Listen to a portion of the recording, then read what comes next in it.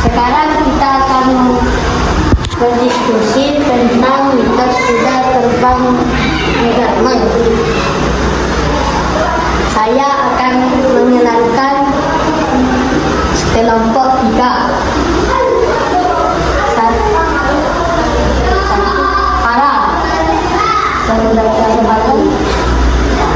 Aizam sebagai pengamat bahasa, Aida sebagai peneliti moral, kita sebagai pendengar kritis, dan saya adalah pemimpin diskusi. Kita akan membaca mitos kuda terbang Megarman. Saya akan memberi waktu 5 menit mulai dari sekarang.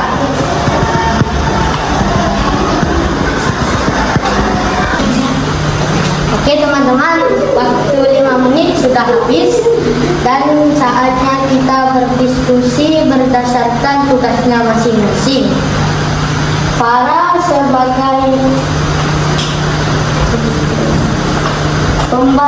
pembaca inti, silakan tugasnya.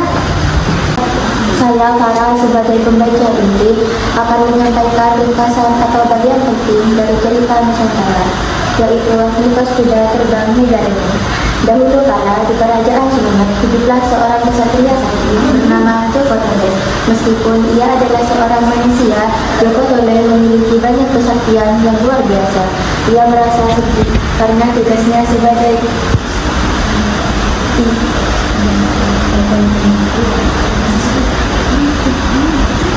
pemimpin, dia merasa sedih karena tugasnya sebagai pemimpin dan ksatria seringkali terhambat oleh jurus negara. Ia bermimpi bisa terbang melintasi lautan dan melindungi rakyatnya. Melihat keputusan hati Joko Tole, para dewa di kahyangan merasa lega. Mereka memutuskan untuk memberikan hadiah istimewa. Para dewa mengirimkan seekor kuda yang sangat gagah. Kuda itu tidak biasa. Bulunya hitam lekat, matanya bersinar. Yang paling menakjubkan, dia memiliki sayap yang besar dan kuat. Kuda ajaib itu mendarat di hadapan Joko Tole. Dia menjadi tunggangan setia yang kesatria. Kuda itu diberi nama Megarman yang berarti sinar reuni. Dia melindungi para nelayan di lautan, menolong petani dan mengusir para perampok yang mencoba mengganggu ketenangan rakyat.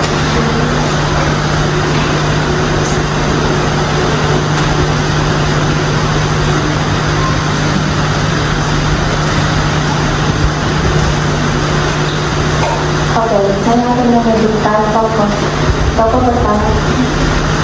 pertama adalah Joko Tole, dewa kuda Megarman. Joko Tole adalah ksatria sakti. Dewa adalah penyelamat Joko Tole.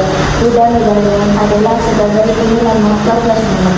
Alur cerita bersifat maju mundur. Latarnya di kerajaan Sumenep dan Sekayangan. Konflik utamanya adalah datangnya musuh dari negara Sumenep. Oke, terima kasih untuk Mbak Farah. Dan tugas selanjutnya Alza dengan pengamat bahasa. Dipersilakan. Oke teman-teman, saya dari pengamat bahasa. Saya menemukan 4 kosakata sulit dari naskah mitos kuda terbang Megarman. 1. Iba, 2. Memimpin, 3. Kayangan, 4. Anugerah. Apa teman-teman menemukan kosakata sulit yang lain? Kalau menemukan, tolong disampaikan ya, saya tulis. Tidak. Oke, makasih. Terima kasih untuk Alza dan tugas selanjutnya ialah Pak Alza mencari nilai moral. Oke teman-teman, saya mau menyampaikan pesan moral yang terkandung dalam naskah yang berjudul Mitos Kuda Terbang Megarman. Yang pertama, keberanian dan ketulusan hati. Mitos ini mengajarkan bahwa keberanian sulit untuk membantu orang lain. Siapa boleh menggandakan hadiah tidak ajari karena ia terus ingin melindungi orang lainnya. Manfaat kan karena ia terus ingin melindungi rakyatnya. Semoga yang menggunakan kekuatan negaranya anggota dengan baik, yaitu melindungi dan membantu rakyatnya. Ini yang menjadikan kita untuk selalu menggunakan bakat dan kemampuan yang kita miliki untuk hal-hal yang bermanfaat. Juga simbol pelindung negara menjadi tanda perlindungan yang kuat. Kisah ini mengingatkan kita bahwa ada kekuatan tak terlihat yang selalu menjaga dan melindungi mereka yang selalu menjaga dan melindungi mereka yang memiliki niat baik. Terima kasih untuk Mbak Alda. Berani kasih lagi Mbak. Penanya kritis. Oke, teman-teman, saya akan mencoba juga menanyakan dan juga bertanya tentang anggota tidak tetap negaranya. Itu kenapa seorang tidak itu menggunakan sebagai negaranya?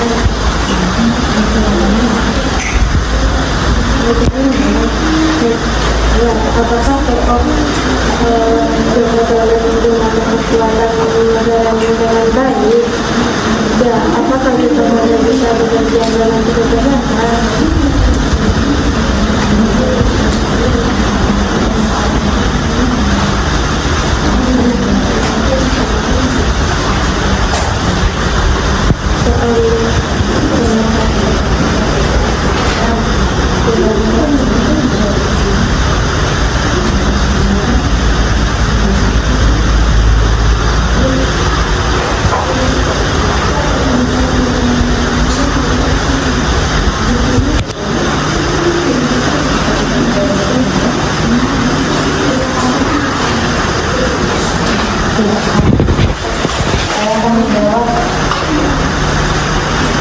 Menjawab soal yang disampaikan karena sudah itu tidak biasa.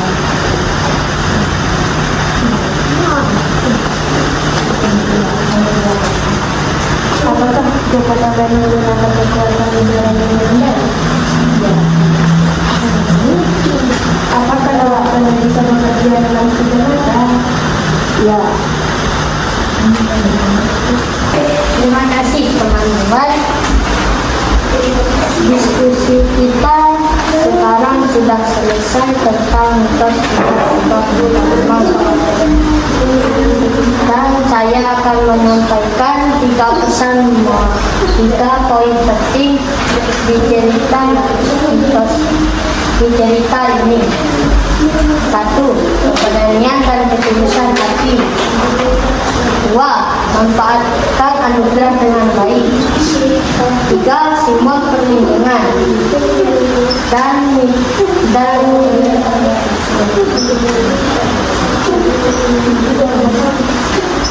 pesan moral yang paling utama adalah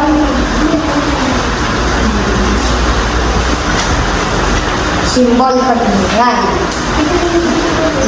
Negara menjadi lambang perlindungan yang kuat. Kisah ini mengingatkan kita bahwa ada kekuatan tak terlihat yang selalu menjaga dan melindungi mereka yang memiliki niat baik. Apakah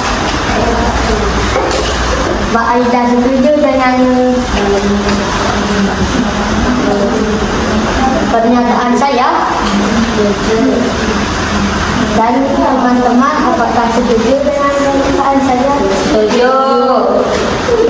Alhamdulillah teman-teman, tugas literasi kita sudah berakhir. Tapi kita harus belajar dan belajar. Salam literasi. Bye-bye.